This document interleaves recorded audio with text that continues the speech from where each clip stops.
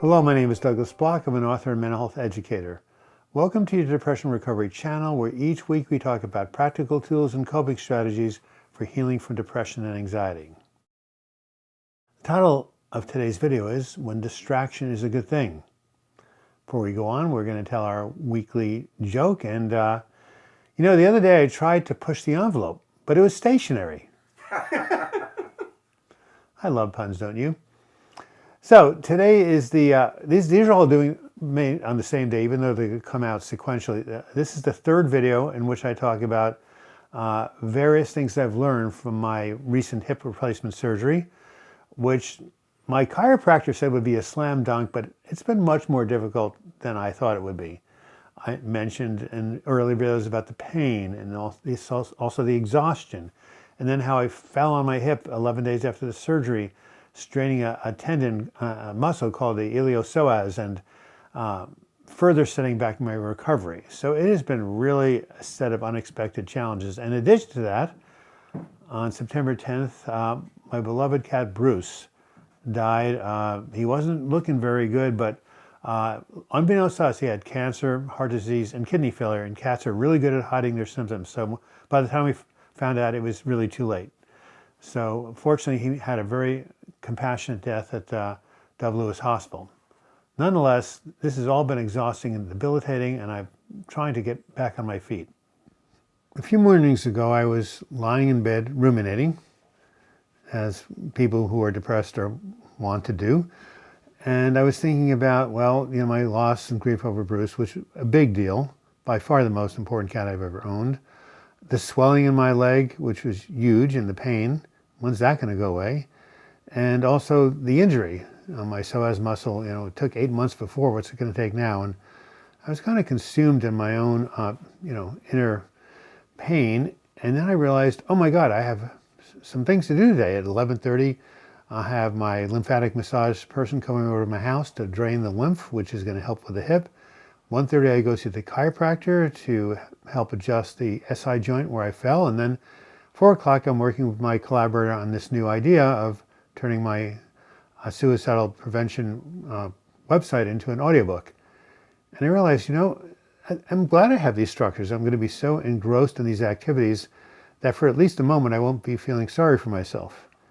And then I realized, what's really going on is I'm distracting myself, and in this way, distraction is a good thing. Normally, the word distraction has negative connotations. There's a very, very famous book, years old, called Driven to Distraction, about attention deficit disorder. Then there's something called distracted driving. I should know that. A couple of years ago, I was sitting at a stoplight, minding my own business, looking at my iPhone, and then suddenly a policeman knocked on the window. Hey, that's not okay. Gave me a ticket. And in fact, distracted driving is really dangerous, especially when you're moving. However, in this particular instance, distraction means something differently. It means, yes, losing your focus, but only because you're turning it on to something completely different than the thing that's bothering you. And despite what people may tell you, you can't really focus on two things at the same time with 100% attention. Just like you can't have two objects locating at the same place in space. Just can't happen. So it's either one or the other, or one more than the other. So, for example, I mentioned about my book, When It Hurts Too Much to Live, the audiobook I'm working on. Well, when I'm in that, by nature, the pain in the hip, that has to fade into the background. It's still there, but less noticeable because most of my attention is over here on the book. And that's how distraction works. I talk about this principle in my video called How to Stop Ruminating. Kind of ironically, that video was released January 4th, 2016, the day before I went into the psych ward. And guess what I was doing during that video? Ruminating about whether I should go in the hospital. Anyway, when you ruminate, you have this negative circular thought pattern that goes round and around like a rat on a treadmill, never resolving. So to break that pattern, you can distract yourself. You can go for a walk or a quick run. You can play a piece of music. You can call a friend. Anything that, again, moves your attention this way. If you're depressed, however, it's hard to do it yourself. So this is when it might be good to have a good friend come over, help you out, call you. you may need the support from other people. But the general idea is when you're locked into this obsessive thinking, you need to do something to get out of it. It turns out that distraction can be used to help with physical pain as well as emotional pain. My brother, who unfortunately had a back surgery that went bad 7 years ago, has been in chronic pain ever since. I said, Ted, what do you do? He said, a lot of things you recommend in the book. I try to distract myself, calling a friend, going for a walk as much as I can. And what I really like to do is I like to watch a really good series on Netflix or Amazon Prime. We just had The Enemy, and my God, amazing stuff out there.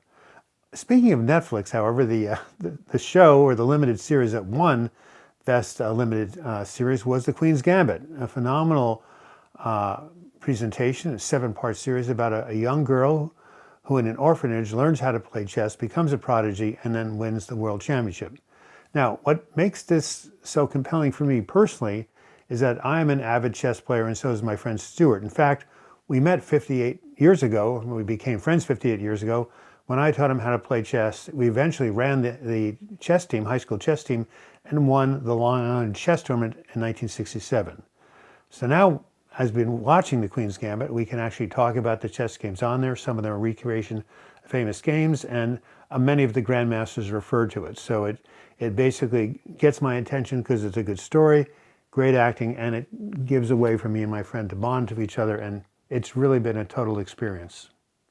So, given how engrossed I am watching this with my best friend, as each episode has come up, I've really been distracted or forgotten about the throbbing in the left hip, the worries about getting better. And what makes this special is because it's on the same day every week, I have something to look forward to, as we do with all rituals. And I had a video called Do You Have Something to Look Forward to? So just every day, it's getting closer, closer, closer to the Queen's Gambit. Endorphins released, wonderful thing. Ironically, the same thing happened years ago when I was in the hospital, my last hospitalization. This time there was a well-known series on PBS called Downton Abbey. At one point it was all the rage, and while I was in the hospital, guess what? I was there for 4 weeks, so they let me, every week at the same time, watch one of the episodes. Same thing, I was looking forward to it, engrossed in it, and of course, being in a psych ward is really a very difficult experience. So again, a wonderful thing to give me temporary distraction. Now, sometimes a distraction is not something you have to consciously create for yourself. Sometimes it comes out of nowhere, and I call these moments of grace. I did a video called Notice Moments of Grace, where I talk about in my life and other people's life where simply, spontaneously, something comes along that takes your mind off your current suffering. And I wanted to read an excerpt about one episode, or one instance of that, from my book, When Going Through Hell Don't Stop. It was way, way back when, 1997. I was, again, just struggling one day at a time to survive. And so, here's what happened. In one instance, in the midst of winter, Portland was unexpectedly blessed with a sunny day. As I beheld with awe and wonder the magnificent pinks and red hues of the sunset, I recalled the words of poet Robert Browning, "God's in his heaven, all's right with the world." And for that moment that we saw this beautiful sunset, or I saw this beautiful sunset, I was so entranced with it that, again, temporarily forgot my troubles. Something just happened to me, nothing I had to create. And I've interviewed people who've been in bad depressive episodes, and sure enough, when they look back, there have been those little moments of grace that come where distraction comes unasked for, but is a welcome relief. So in conclusion, one of the most effective and least costly ways to manage both physical and emotional pain is through the power of distraction. That is, turning your attention elsewhere. When you combine this with traditional ways of treating depression, such as psychotherapy, medication, distraction can make your load a lot lighter to bear. And sometimes, even a 5% reduction in pain can be enough and give you enough relief to make it through another day. This has been Douglas Bloch. Thank you for watching this video. I hope you enjoyed it. If you did, please give it a like, and you can also give it a like in the comments section. I really appreciate some of the very kind words you guys have to say, and it means a lot to me because this is my mission, and I'm glad I'm touching and reaching some people. If you'd like to subscribe to this channel, oh, you can also email me. That's right, douglasbloch@gmail.com. I always answer my comments and my emails. If you'd like to subscribe to this channel, well, please do so by clicking on the subscribe button. And if you click on the bell to the right, you'll be notified every time I do a new video. God, end of the day, I'm tired. Every time I do a new video or do a new live chat. And if you want to contribute to this channel to help pay these wonderful videographers, simply click on the Patreon image and you'll be taken to my crowdfunding website. And until we meet again, I wish you the best in your mental health recovery. Thank you for watching.